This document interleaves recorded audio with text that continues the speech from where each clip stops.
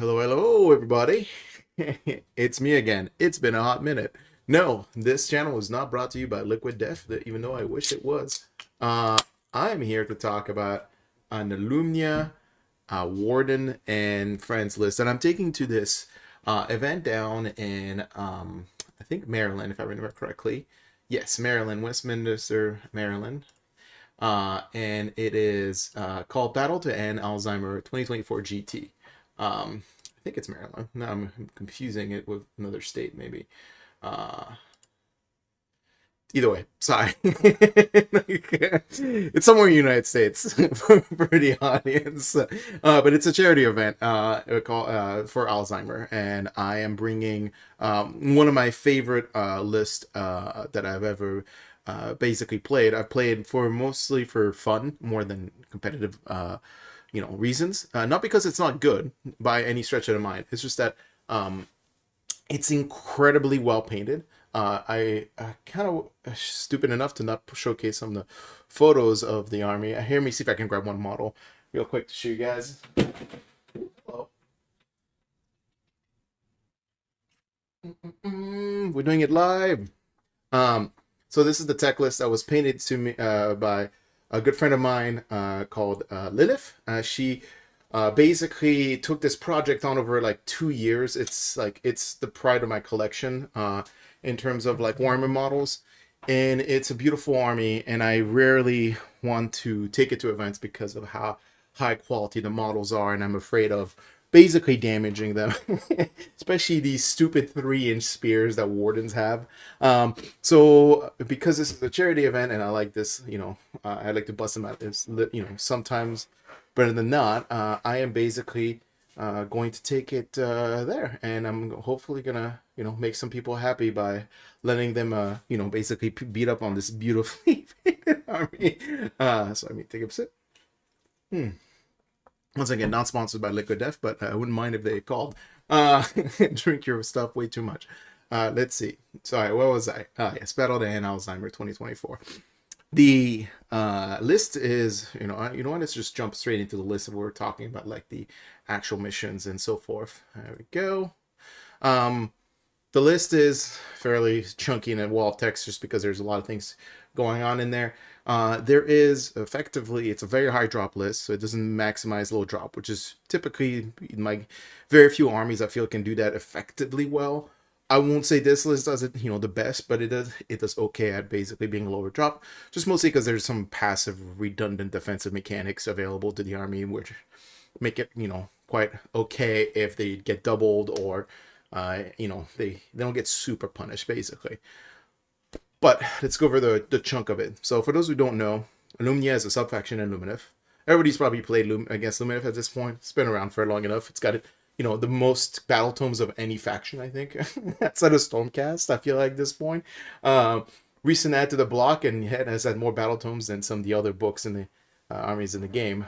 So for context, though, what Alumnia does is it's effectively it doubles the count of models and objectives which are in Shining Company, and it has to be Vanari models, and when that's Vanari is a keyword, and specifically everything in this list that is effectively not a hero is a Vanari keyword. And to be honest, even if it was a hero, it wouldn't matter anyway. I think there is a low region, so he is Vanari because he needs to be in Shining Company formation, and you need at least 3 models to do that. So heroes wouldn't count anyway.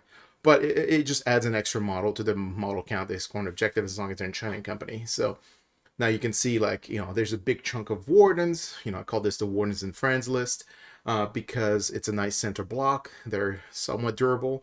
They hit that 30 wound number, which I really like in terms of unit count. And they're also they can kind of hit hard. They have volume of attacks. They have 3-inch reach. Blah, blah, blah, blah. They're good. And then also that, they count as 60 models and objectives, which is, as long as they're in Shining Company, which is, you're going to probably keep them all the time in there. And that's incredibly powerful, right? Having anything that mechanically gives you this much board presence and objectives without actually doing anything is always a very powerful mechanic to have. Consistently, there's 2 units of Dawnriders, 2 units of Bladelords. They're all Vanari as well. So as long as you keep those in Shining Company, they're also extra models. So now also the Dawnriders are 10 models and objectives. Bladelords are 10 models and objectives, which means these like very small MSU elements can kind of sneak objectives away from your opponent without actually like doing much. And they can also, make it annoying for your opponents who are using reserve units to take objectives away from you because they're this number count. Even like losing 1 or 2, you're still 6 and 8. And that's usually the kind of like the magic number because monsters can't just take it. You really need to be down to like 2 models effectively to lose your basically, get that, lose your advantage on that mechanic. And at that point, if you're 2 models, you don't want Enchanting Company anymore. So it's like, okay. So in a sense, like it's a very powerful sub-faction mechanic. I wish I saw more people play Alumnia. I noticed that's in the last 6 months has been played around. I've taken a variation of this list to CastleCon, and I won CastleCon last year with it, which is another like non-real competitive event. It's just that it's a lot of fun to play, even though it can be very meticulous to keep track of all of the hero mechanism and how the intricacies of the army you play. But we'll go over some of the highlights of it real quick and explain why it has value in the meta, and I'll go over the missions from the event to explain that as well. So Cathallar, quite a known favorite, mostly because of its war score ability, or war score spell I should say. It's very good at basically kind of like forcing your opponent to skirt the edges around her, especially armies which have like lower bravery mechanics. Now against Flesh Eater Court and all these new armies are coming out, more of the death armies. It's kind of okay. It's not the best at that point. Like it has its built-in mechanic to lower bravery, which means that like at least a bravery 9 most often than not when they're taking their bravery check to move, attack, swings, whatever. But even on rolling an 11, just 3 and 36 or 6 and 30. Anyway, it's like that off chance it happens, and especially if it's against a big target, juicy target, it's pretty crippling in the game. In fact, like I think the Cathallar's mechanic to this day is still a little too much. Things that just remove abilities for your opponent to do anything, which you can do repeatedly throughout a game, is probably not a good thing for the game. But anyway, she's still around in that shape or so. So I'm going to take advantage of her. She is the general, and she has Shaman the Chilllands, which is access to all of the spell. Really, she's for Hoarfrost and an extra Blizzard on the table in case I need it.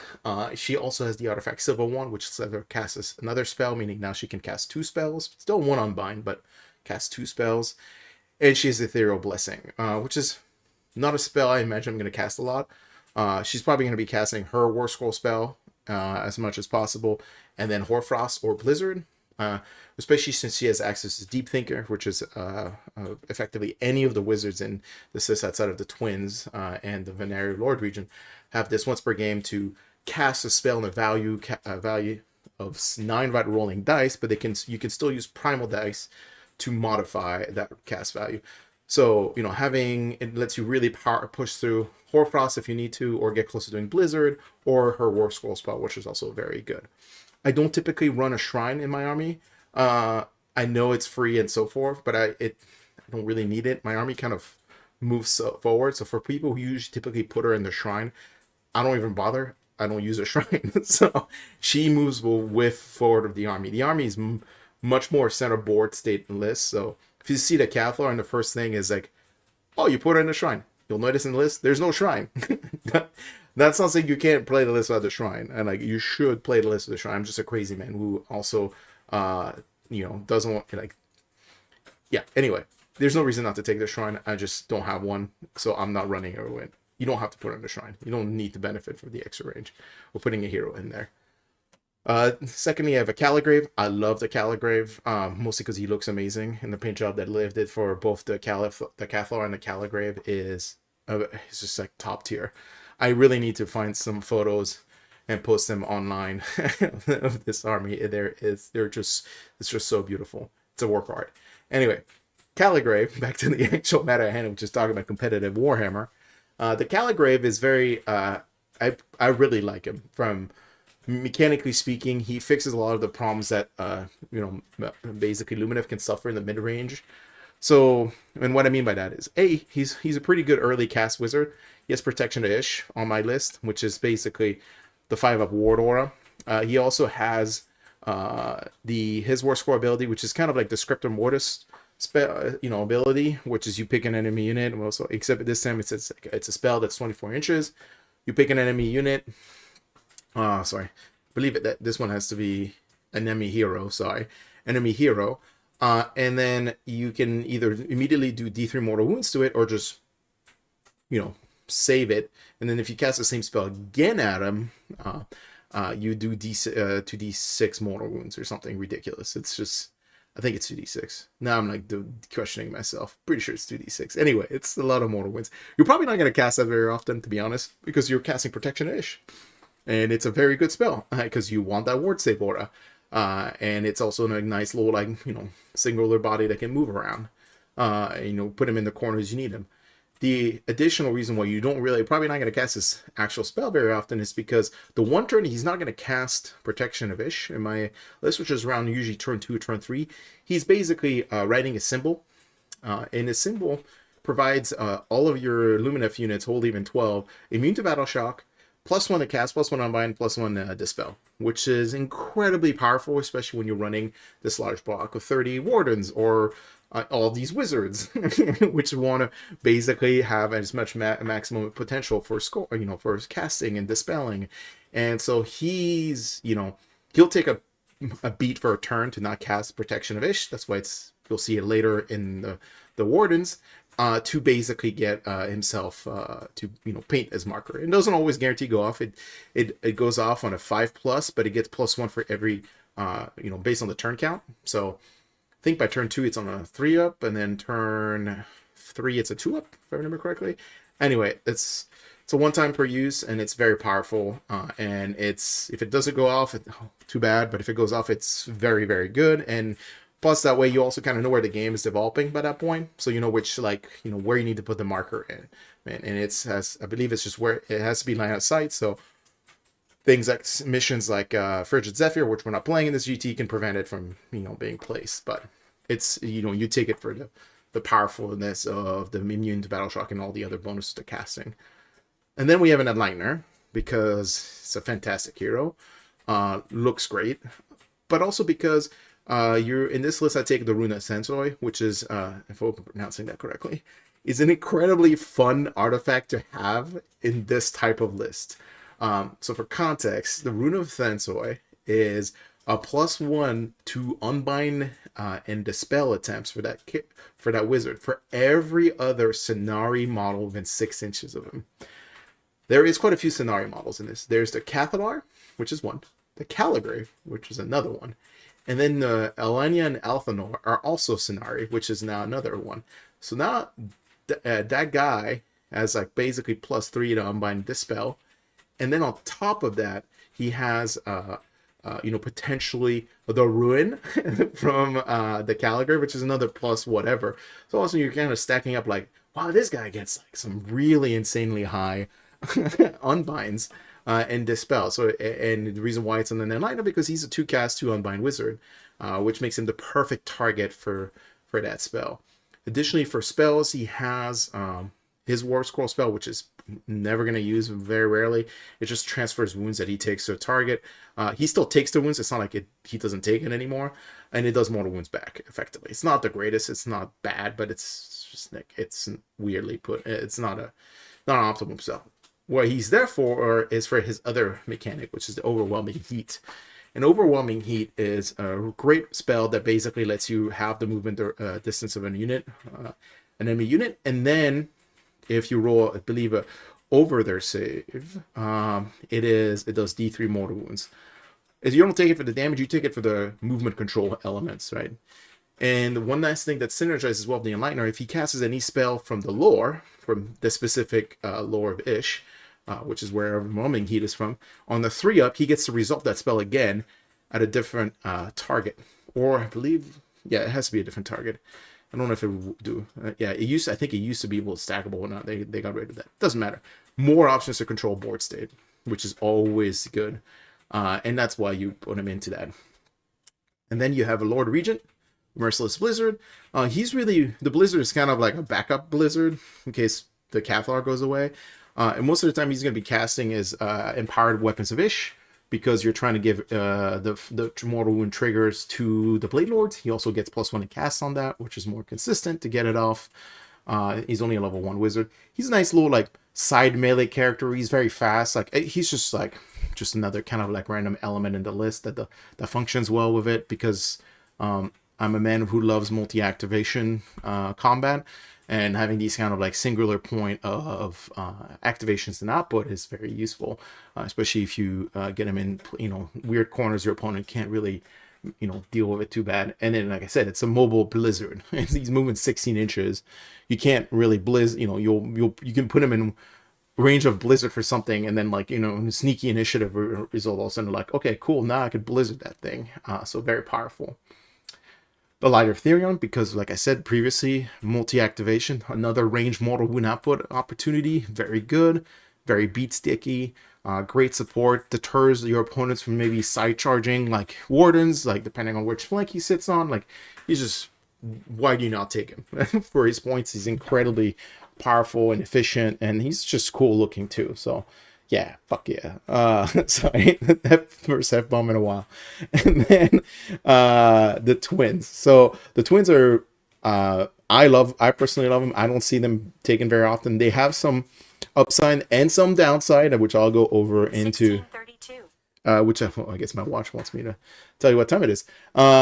Which I'll go over in a second. But for the most part, the reason they're in there, they're natively +1 unbind, +1 to cast, +1 to dispel. They're also 2 cast, two spells. They have a good War Scroll spell. It gives them a 5-up ward in case like you don't have, you basically didn't get the ward aura up. You can have a backup ward just for themselves, which is always nice. They're also kind of fighty, like Light of Eltharion. They have a once per game kind of beam mortal wound output based on the number of the game turn it is, so it gets better on turn 2 and turn 3. Like they're just they're multi-threat factor. They can, they're good caster, they're good melee, they're good decent some range, like scary range push the later in the game it becomes. And finally, their mechanic of healing at the end of combat phase can actually be really annoying for your opponents. So the way it can come down as the downside. Here's the upside and downside. So mechanically speaking, when the twins fight, at the end, if they fight or take it, they basically roll dice based on the turn count or wounds they've taken. If you roll underneath the turn count or the number of wounds they've taken, they teleport and heal d6 wounds. They have to be placed 12 inches away from enemy models. And that's really the only restriction. So it can kind of force them to be out of position, but in the late game, it can also force them to get into positions for battle tactics, also for just sneaking away objectives from your opponent. And they're kind of annoying to deal with because, like I said, it's 8 wounds, a 3-up save, and most likely they're not a 5-up ward. And then they also have like decent punching ability, especially in the later games of Ren 2, and their damage profiles that is based on the turn count. All of a sudden, that guy is like, turn 3, 4, and 5. He's like 3, 4, and 5 damage on those outputs. Like, I highly recommend you look into the twins. They're very good.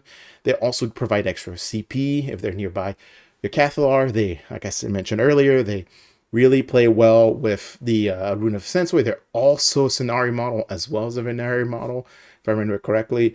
Anyway, they're just fantastic. They're a great platform to cast Total Eclipse on because they natively get +1. So, that spell's already pretty hard to get off, so having that +1 instinctively built in is also good. And finally, I haven't talked about it, but all of those options play really well into the grand strat, which is control of the Nexus. You need to have 2 wizards at the end of the game, hold even 6 inches of the center board. And it's a lot of wizards in this list, especially some very, pretty durable wizards. And we'll go over why in a second, but pretty tanky wizards overall, and it's just a good, like, fun army. It does a lot of things, doesn't do any gimmick. It doesn't, it's not looking to like just basically alpha your opponent. It's just looking to win the game through attrition, superior battle tactic, and then like basically being stickier on the points than you are effectively. It's really nice against zombies when all of a sudden you're like, oh yeah, these 30 wardens are going to hold down that point. Yeah. Even against zombies. So that's always a nice feeling to have. So that's kind of like the hero combo. And then, we talked about the unit selections. There are one additional things that are in the list. that's like I haven't really gone over is the Runes of Petrification, which is just really good to have anyway. It's a good mortal wound output generator for 60 points, you know, because it triggers every start and end of movement phase, including your opponents, and it on a 4 up those units within 6 takes D3 mortal wounds. Just a good way to just rank up damage, maybe playing a few wounds here and there, and then also after you resolve that, you can kind of, you know, use the Light of Eltharion to finish that off, or even like, you know, in a, you know, maybe if you really feel you know, spicy, like the twins also beam of the mortal wounds in the shooting phase, so all of a sudden like you can also then maybe finish off heroes, finish off units. Like there's just the game plays a kind of like I'm gonna cut you by you know 1,000 you know cuts effectively, or I'm gonna kill you by 1,000 cuts. Sorry, I think that's the appropriate term. And then the ancient twin stones, which are also traditionally used to wear on the soul snare shackles with the list, because they synergize very well with total eclipse, and because you could basically lower, you know, the soul snare lower the movement characteristic of the units within I believe through 6 inches. Anyway, yes, I think it's 6 inches, and then on top of that, like with the half movement speed, you can basically get them to like movement 0. I went back to twin stones just because Seraphon's more of a thing nowadays, and then there's a lot more magic, you know, pretty good magic armies, and I really want to be able to like force the ward save aura through, or even some, you know, the other twin, you know, petrification, or even total eclipse. Like just forcing that through is somewhat relevant, like especially against Feck. Having total eclipse up and the ward save obviously is very powerful, or if you get the Rune of Petrification off to start playing out wounds heroes is very powerful. But you know, making Feck have to use 2 CPs for every command ability, it's a very CP starved army. Like it's really nice to have in the back pocket. So yeah, just having the twin stones around to just really force through those spells is important. The other reason why you want to end the spells in Lumineth is for the one battle tactic that has it, where basically if you have 2 endless spells on the table at the end of the turn, you get it. That are yours. So it's very important to have that as well.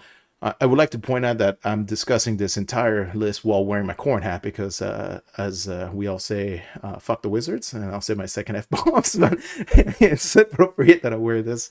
I think I'm going to wear it into the entire event as well. It's going to be a nice paradox. But anyway, that's like, you know, that's why the list has these decisions, you know, this choices made. The list plays well in the battle tactics for Lumineth, as we talked about. There is the four you know, distinct cast. There is having 2 endless spells at the end of the table. There is kill a unit without using another quartz, and then there's also kill a unit. And like anyway, like I think there's 4 battle tactics you can do out of the Lumineth book that are fairly easy before you even consider all the other ones from this GHB you can do. So it's kind of autopilot when it comes to like scoring points, right? The one thing that, you know, that list suffers from is it doesn't have a really recursion. It's low wound count. It's only 107. So it's in a lot of matchups which are kind of mortal wound heavy, it can suffer. If it plays against the Croak list, like it's gonna have a hard time getting its spells off. But at the same time, I think with the Rune of Senthoi, Croak is also gonna have a hard time getting his spells off, especially if you can keep bottom of turn against that list, you know, somehow, and then get the extra unbind on it.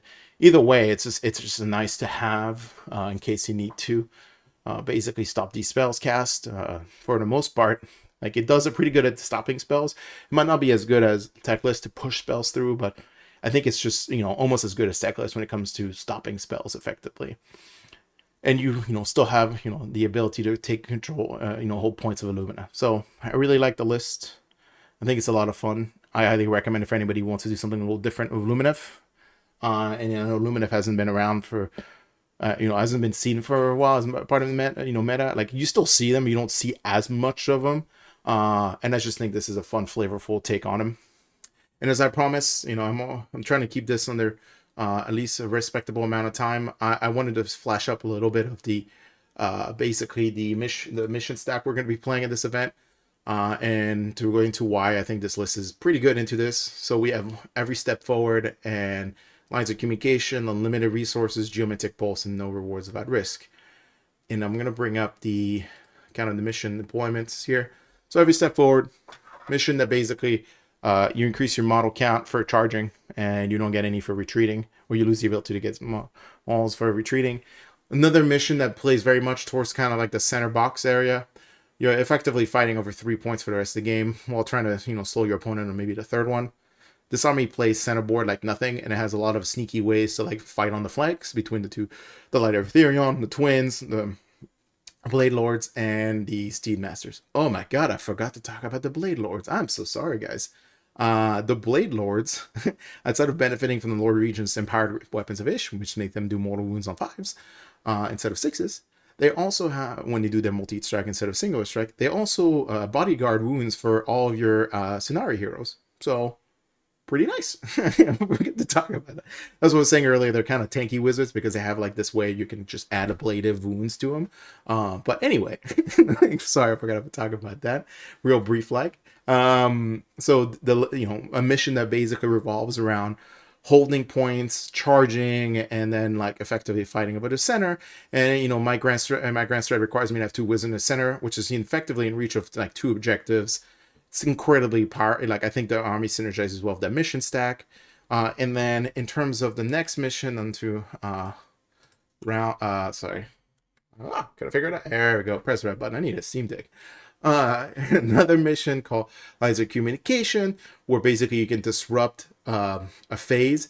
I already, like, with all the CP generation I create between the twins and the general being near each other on a 4-pack and extra CP, and then having total Eclipse, this mission is actually really problematic for people who play against that combination, just because all of a sudden, like, not only do you have to pay an extra CP potentially in the important role, on top of the extra CP you already have to pay. So all of a sudden, like, some phases you're like, if I roll 3 up, you're gonna have to pay 3 CP with total Eclipse up for an action, and all of a sudden that can be very problematic for my opponents. Another mission with center state objectives. This is where like effectively 30 Wardens can like lock down 2 objectives on their own, their support pieces, and you can kind of concentrate your flank on the third one. But like incredibly good mission for this type of archetype. We'll see. Who knows? Maybe I'm gonna lose all my games. And then mission 3, limited resources. It looks, I know if you've heard me talk about this mission multiple times, this mission is a lot more deceptively center board than people give credit for. Effectively, the center, the center of activity is between these 4, objectives down the center. You're more likely than not kind of finding either in the center or off a little bit of the center to basically keep the game going in a specific cadence. And once again, this army benefits greatly from having missions that revolve around center because it plays into their grand strat a lot. And since it's an army that does not need to do surround turn 1, it is very good at basically, not playing the GHB battle tactics as much as possible. And then we have the Geometric Pulse. Once again, a mission that plays to the center of the center of the board. Like, at least you devolve the board. The board might, stop being in the center by the late game, but it's, at this point you usually know the definitive winner by turn 3 and turn 4, effectively, or sorry, by the end of turn 3 and then going into turn 4, there's usually a definitive winner in this mission. And it's very easy to maintain like 2 wizards in the center of the board while the pulses moves past it effectively, especially if you're the army that has a lot more winningable attrition. And if I'm losing this mission, then my grand strat isn't going to bail me out. So it doesn't really matter that if I score my grand strat or not. For this, since it's true battle point differentials. And then no rewards without risk. Hey, guess what? Look, an objective down the center. So once again, playing the entire mission to stack against for missions that are in the center board to take max advantage of the high basically board presence the list provides, and also the like kind of potential chip damage it does. And we're looking here at like basically I'm hoping, if I'm right, that I'm able to kind of bully my way down to the center board and never give it up effectively. And if the rune goes off more than often than it does on the center, then I never have to worry about my wardens taking battle shock, which is an incredible advantage to have, unless you're playing as Flesh Eater Cord and they're thrown nearby. But we'll have to play around that if we can as much as possible. So managed to do this all in less than 30 minutes. I am proud of myself. So, I'm sorry if this video was fast. I'm trying to give as much information about a cool list, which I think is a cool list, as I can, without giving you, Wow, I'm rambling on. I'm going to be definitely about 30 minutes. Sorry, trying to give you a lot of information as quickly as possible. If you like this content, feel free to like and subscribe, and leave me some comments and leave me some notes, and hopefully I'll see you soon in a GT nearby in the United States. Toodles.